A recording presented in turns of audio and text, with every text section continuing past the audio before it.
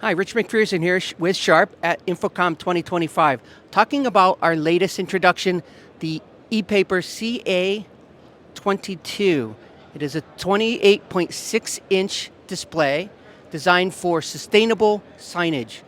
What does that mean? Well, it means that we can produce print-type images in color for those customers in the retail locations, corporate locations, higher education, without having to consume any energy at all.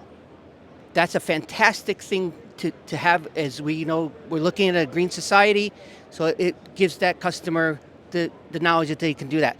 The other thing that comes into play is if we are to change the image or run a potential slideshow, we do have to plug it in and consume about 15 watts of power, but that's really negligible if when we're really looking at the overall picture.